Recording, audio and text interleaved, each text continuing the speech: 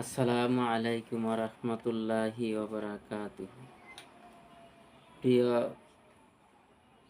দর্শক, দেশ বিদেশের প্রবাসে থাকা যুবক ভাই বন্ধু সকল, আমি বিশেষ একটি ভিডিও নিয়ে হাজির হয়েছি। দেখেন, বহুত মানুষ বহুত ধরনের সমস্যার পড়িয়াছেন, সমস্যার সমাধান করতে পারে নাই। আমি একটি ভিডিও একটি আলোচনা করতেছি। যদি আপনাদের ভিডিওটা ভালো লাগে, লাইক শেয়ার করবেন, আমার জন্য দোয়া করবেন, আমি আপনাদের জন্য দোয়া করব। আসসালামু আলাইকুম ওয়া রাহমাতুল্লাহি ওয়া বারাকাতুহু। ভিডিও শুরু করতেছি। যদি কোনো মেয়ে ছেলে বিয়া শাদী হয় না, বহুত ধরনের ঝামেলায় ভুগতেছে, হাতে টাকা পয়সা নাই, বিয়া শাদী দিতে পারেন না, বা মানুষের সূত্রামির দ্বারাই বিয়া শাদী দিতে পারেন না, বহুত ধরনের অসুবিধা আপনারা দিতে পারেন না। কিছু ধরনের মানুষ আছে জাদু টুনাও করে থাকে, বান জাদু করে থাকে। কিছুগুলা মানুষের মেয়ে ছেলের বিবাহ বান্ধিয়ে রাখে, বিবাহ দিতে চায় না, সূত্রামি করে নষ্ট করে। তখন এই ঝামেলার থেকে বাঁচবার জন্য আমি আল্লাহ পাক রাব্বুল আলামিন কুরআন মাজিদ থেকে, কুরআন শরীফ থেকে একটি আমল নিয়ে আপনাদের সম্মুখে আমি হাজির হয়েছি।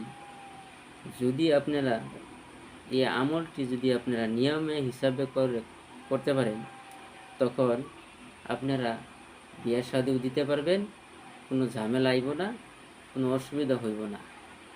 তখন আপনারা বিয়ে শাদী দিতে গেলে কিছুগুলি আল্লাহর কোরআন থেকে নসিহত করতে লাগবে। তখন যদি আপনি কোরআনের থেকে কিছু নসিহত করে, তখন আল্লাহ পাক রব্বুল আলামিন নিশ্চয়ই আপনাদের রূপে দয়া এবং মায়া মহাব্বত করে আপনাদের মেয়ে ছেলে বিবাহ দিবার জন্য অতি সহজে আপনাদের বিপদ থেকে আসান করে দিবেন। এটা আমার 100% গ্যারান্টি। আল্লাহ পাকের কোরআন কোনোদিন মিথ্যা হয় না। কোরআন পাক সত্যিকার বস্তু। যদি আমরা কোরআনকে যদি আমরা সহি শুদ্ধভাবে শরীয়ত মাসলা হিসাব মতনে যদি আমরা জায়েজ হিসাবে যদি আমরা কোরআনের আয়াতগুলি আমরা কাজে খাটাই থাকি, তে আমাদের নিশ্চয়ই আল্লাহ পাক রব্বুল আলামিন এই ভিডিওর দ্বারা আমরা বহুত লাভবান হইতে পারবো। আর এই আল্লাহর কোরআনের খাতিরে আমরা যত ধরনের বিপদ আপদ মুসিবত আছে, সমস্ত মুসিবত আমরা এই আল্লাহ পাক রব্বুল আলামিন এই কোরআনের খাতিরে আমাদেরকে মাফ করবেন। দেখেন, আমি আপনাদের সম্মুখে একটি নকশা নিয়ে হাজির হয়েছি।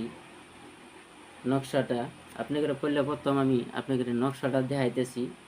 দেখানোর পরে দেয়া তাবিজটা লেখার নিয়মটা আমি পরে বলতেছি। তাবিজটা এই যে দেখেন, এই তাবিজটা আপনারা নিয়ম মতনে লিখবেন। লেখার নিয়মটি আমি বলতেছি। তখন ওই তাবিজটি লেখার আপনার নিয়ম আছে। নিয়মটি হয়েছে, যেই কোনো মঙ্গলবার দিন আসরের নামাজের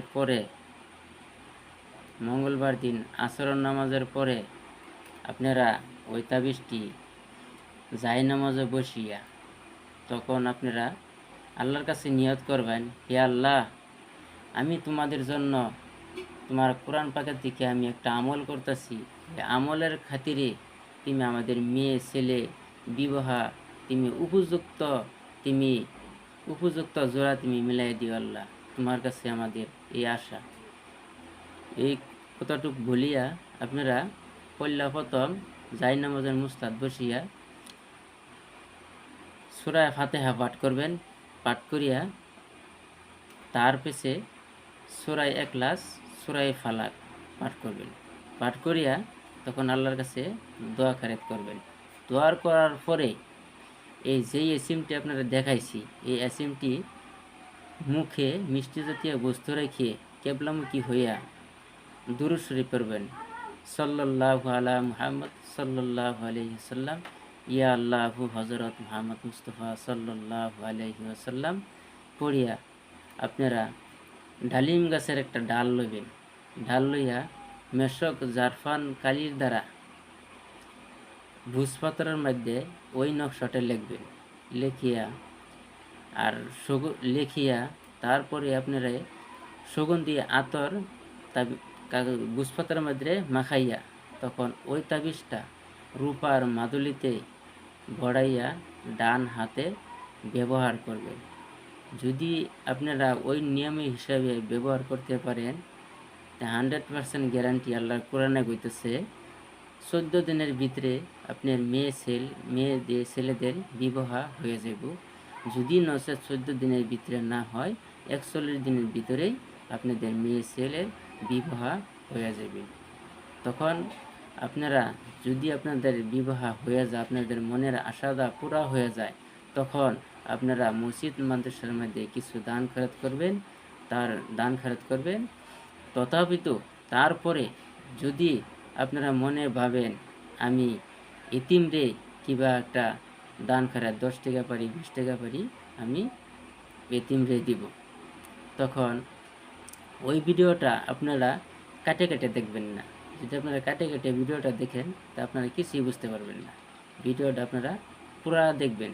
পুরা দেখিয়া যদি আপনার দরকার পড়ে আপনারা নিজে না করতে পারেন, তখন আমারে ফোন নম্বর দেওয়া আছে, ফোন নম্বরে যোগাযোগ করে আমার কাছে আলোচনা করবেন। আমি ইনশাল্লাহ আপনাদের দোয়ার বরকতে ভালো করিয়া যেইভাবে হয় সেইভাবে আপনাদের কাজ আমি করে দেব ইনশাল্লাহ। খুদা হাফিজ।